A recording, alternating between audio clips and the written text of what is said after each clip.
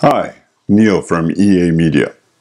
Yesterday, I talked to you about how to create security zones for your design, your architecture. Today, I want to talk about logically grouping things inside those individual security zones and then the traffic flow between them. Hopefully this helps. By the way, if you like this video, make sure that you click on subscribe for this channel. That way you can help grow the EA Media community. So yesterday, I talked about security zones. But I didn't go into too much depth with regards to what to put into each security zone. I mentioned vague ideas such as thinking about authentication and authorization, data in flight, data at rest, and logging. But what I'd like to explain now is a more specific thinking pattern for each individual security zone. I want to talk about logically grouping for security purposes. Let's first make something perfectly clear. Without security zones, you can't get consistency of the application of your security controls. What one set of information needs for protection isn't necessarily the same as a second piece of information. So don't mix the information together, otherwise you're going to have issues with settling on what security controls you need.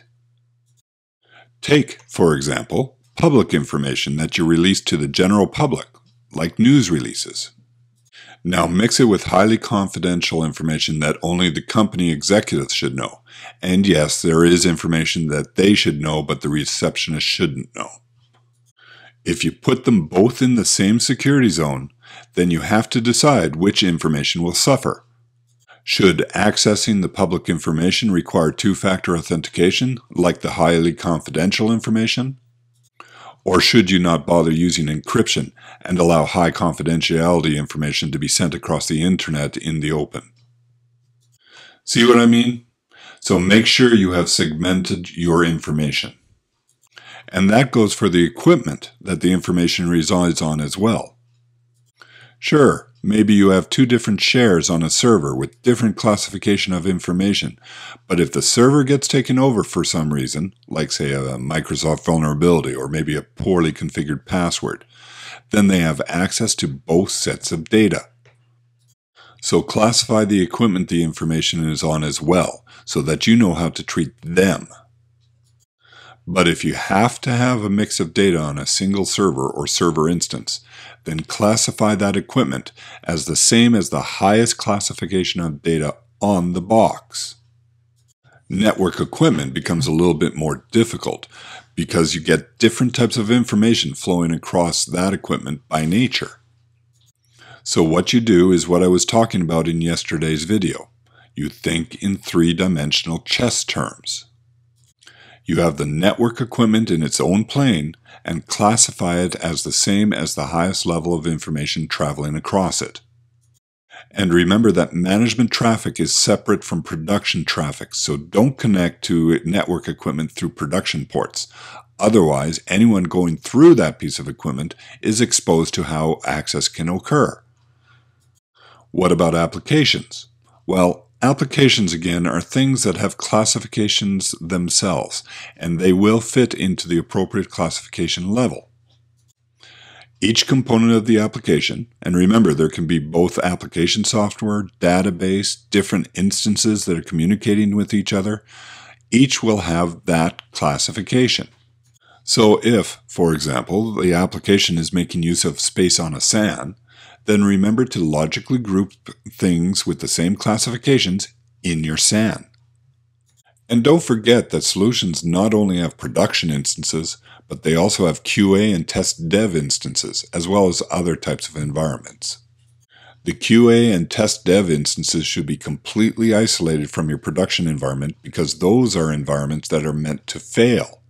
They are meant for testing things out.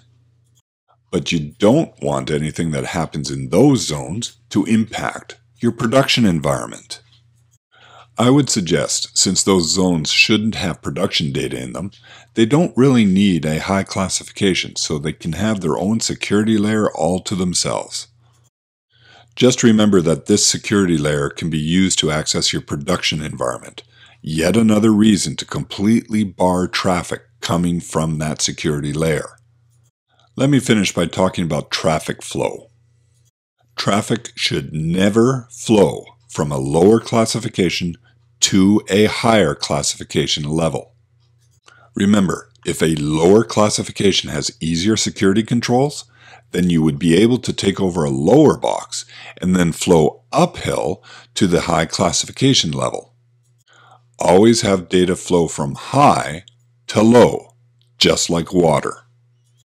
This is a common issue I see with how people design their DMZs. They allow data to flow from the DMZ back into the production environment rather than have the production environment make a call into the DMZ and initiate communication. Anyway, make sure that you have a logical classification of information, data, applications, and infrastructure. It will make for a much more secure environment, and it won't impact non-security thinking if done this way. Anyway, that's it for this video. If you like this video, check out some of the other videos we have on this site, including the two I've just highlighted. I'm Neil Rarup. Thanks for listening, and I hope this helped.